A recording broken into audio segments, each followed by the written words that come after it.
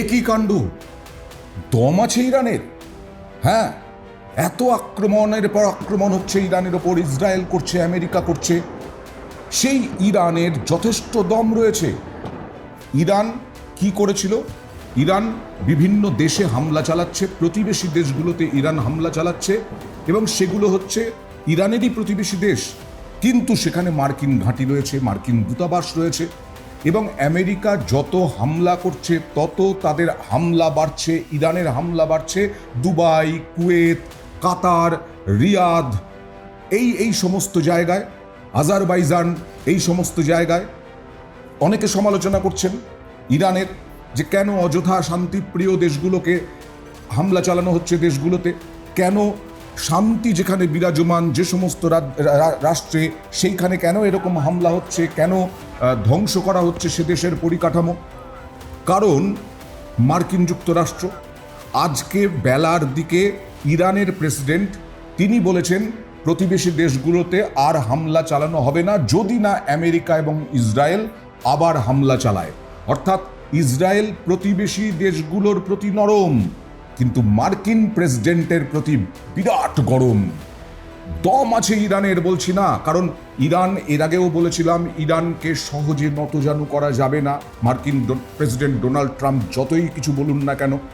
এবং সেই কারণেই ইরান এখনো পর্যন্ত নতজানু হওয়ার কোনো ইঙ্গিত দিতে পারছে না, কারণ তাদের হাতে অস্ত্র আছে, তাদের হাতে সামরিক পরিকাঠামো আছে পর্যাপ্ত, এবং তার সঙ্গে সঙ্গে মিত্র দেশগুলোর সামরিক পরিকাঠামো।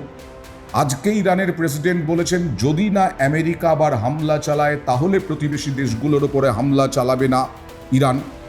তিনি বলেছেন যে এই যে শান্তিপূর্ণ দেশগুলোকে অযথা যুদ্ধে টেনে আনছে ইরান, তাতে তিনি বলেছেন যে এই পরিস্থিতির জন্য আমেরিকা এবং ইসরায়েল দায়ী। এমনি এমনি আক্রমণ চালানো হচ্ছে না, এমনি এমনি হামলা চালানো হচ্ছে না, আর হামলা চালালে তার পার্শ্ব প্রতিক্রিয়া কিছু আছে, সেই জন্য ওখানকার ওই সমস্ত দেশের কিছু সাধারণ মানুষও নিহত হচ্ছেন, এবং তার সঙ্গে সঙ্গে তাদের পরিকাঠামো ধ্বংস হচ্ছে। কিন্তু আমেরিকা এবং ইসরায়েল তো নাছোড়, আমেরিকা ইসরায়েল তো নাছোড়। এমনকি আমেরিকার প্রেসিডেন্ট তো বলেই দিয়েছেন যে পুতুল সরকার বসানো হবে, এমন একজন ব্যক্তিকে ভেনেজুয়েলার মতো বসানো হবে যিনি আমেরিকাপন্থী হবেন, আমেরিকার সমস্ত কথা শুনে চলবেন। অর্থাৎ আমেরিকা গোটা ইরানটাকে একেবারে মুষ্টিবদ্ধ করতে চাইছে, কিন্তু ইরান ছাড়তে নারাজ। ইতিমধ্যেই মার্কিন ইসরায়েলি যৌথ হামলা ইরানের সর্বোচ্চ নেতা যে আয়াতুল্লাহ আলী খামেইনির মৃত্যুর পর একটা অন্তর্বর্তী কাউন্সিল গঠন করে তেহরান। সেই অন্তর্বর্তী কাউন্সিলই সিদ্ধান্ত নিয়ে বিভিন্ন জায়গায় হামলা চালিয়েছে এবং মোকাবিলা করছে আমেরিকা এবং ইসরায়েলের। আজকে এই যে বারবার করে ডোনাল্ড ট্রাম্প বলছেন যে ইরানের নৌবাহিনী নেই, ইরানের বিমান বাহিনী নেই, ইরানের যা কিছু ছিল সামরিক পরিকাঠামো সব ধ্বংস করে দেওয়া হয়েছে, ওদের নেতৃত্ব তাদেরকেও একেবারে বিচ্ছেদ ঘটানো হয়েছে, তাদেরকে বিচ্ছিন্ন করা হয়েছে। Their army is gone. They're just about, look, their navy is gone. Communications are gone. Their leaders are gone. 2 sets of their leaders are gone. They're down to their 3rd set. Their air force is wiped out entirely. Think of it. They have 32 ships. All 32 are at the bottom of the ocean. Other than that, they're doing very well, Coach. কিন্তু ইরানের president তাহলে কি করে এত দম দেখাচ্ছেন? কি দম? তিনি বলেছেন যে এই যে পুতুল বসানোর যে স্বপ্ন দেখছেন মার্কিন প্রেসিডেন্ট ডোনাল্ড ট্রাম্প, সেই স্বপ্ন নিয়েই তাকে মরতে হবে, অর্থাৎ মৃত্যুর দিন পর্যন্ত সেই স্বপ্ন পূরণ হবে না। বিরাট হুঁশিয়ারি। অর্থাৎ পুতুলকে, কোনো পুতুল ব্যক্তি এখানে বসতে পারবেন না, ইরানের মসনদে কোনো পুতুল ব্যক্তি বসানো সম্ভব হবে না ডোনাল্ড ট্রাম্পের পক্ষে। ডোনাল্ড ট্রাম্প কি তাহলে ফাঁকা বুলিয়া ওড়াচ্ছেন? এখনো পর্যন্ত বেশ কয়েকদিন হয়ে গেল ইরানকে তো নতজানু করতে পারেননি। যেভাবে ভেনেজুয়েলার প্রেসিডেন্টকে তুলে এনেছিলেন এক রাতের মধ্যে, হ্যাঁ, ইরানের সর্বোচ্চ নেতা, তাকে বিস্ফোরণ ঘটিয়ে তাকে মৃত্যু ঘটানো হয়েছে, তার মৃত্যু হয়েছে, তার পরিবারের অনেকেরই মৃত্যু হয়েছে, হতাহত হয়েছেন। কিন্তু কোথায় এখনো পর্যন্ত তো ইরানকে মুষ্টিবদ্ধ করতে পারেননি, এখনো তো ইরানকে মুঠোর মধ্যে আনতে পারেননি। এখন তো ইরান হুমকি দিয়ে যাচ্ছে, এখনো তো ইরান হুঁশিয়ারি দিয়ে যাচ্ছে। আর ইরানের প্রেসিডেন্ট এবং তার সঙ্গে 3 সদস্যের সেই কাউন্সিলের হাতেই আপাতত রয়েছে দেশ চালানোর ভার।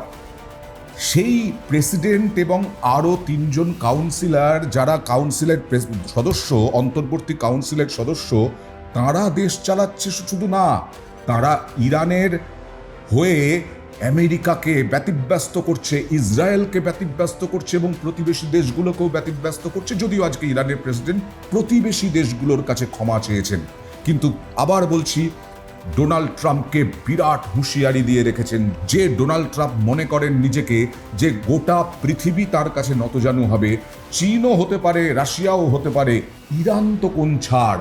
সেই ইরান কিন্তু নতজানু হচ্ছে না, বরং বলছে প্রেসিডেন্টের যে স্বপ্ন পুতুল বসানো, সেই পুতুল বসানোর স্বপ্ন মৃত্যুর দিন পর্যন্ত দেখে যাবেন, তিনি সফল হবেন না। এখন দেখার যে ইরান এই যে প্রতিশ্রুতি দিল, সেই প্রতিশ্রুতি কতটা রাখে।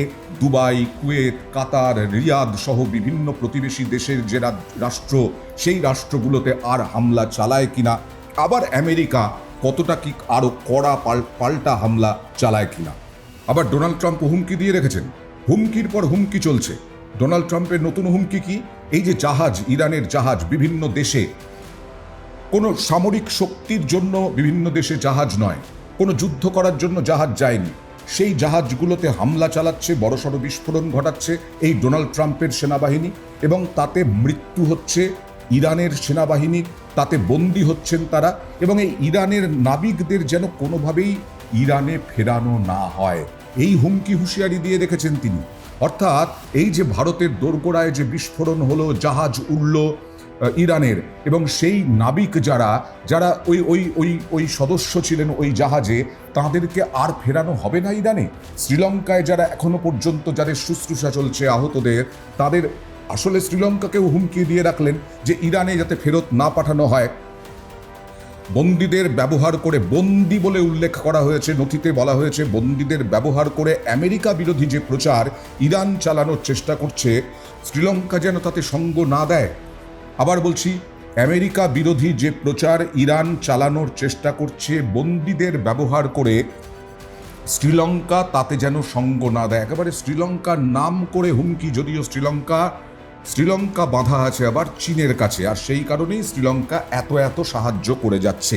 এ বিষয়ে মার্কিন বিদেশ দপ্তর কোনো মন্তব্য করতে চায়নি। শ্রীলঙ্কা সরকারের তরফেও কারো সঙ্গে যোগাযোগ করতে পারেনি রয়টার্স এখনো পর্যন্ত, যা বলা হচ্ছে।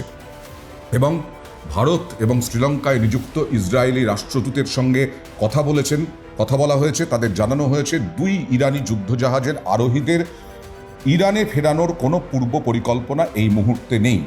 অর্থাৎ এই যে জাহাজ, এই জাহাজে 100-রও ওপরে বেশি সেনাবাহিনীর সদস্য ছিলেন ইরানের।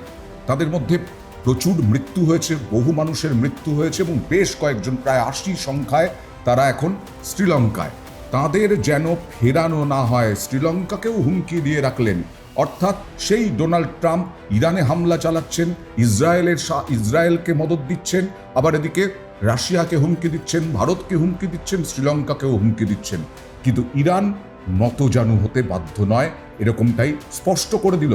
অর্থাৎ এই যুদ্ধ একসময় কি ডোনাল্ড ট্রাম্পকেই থামাতে হবে, ডোনাল্ড ট্রাম্প নেতানিয়াহুকে থামাতে হবে, না হলে চারিদিকে যে ধ্বংসলীলা ইরান চালাচ্ছে এবং ইরান যেভাবে সেই অনড় মনোভাবকে কি নমনীয় করতে পারবেন ডোনাল্ড ট্রাম্প, এই নিয়ে প্রশ্ন থেকেই যাচ্ছে।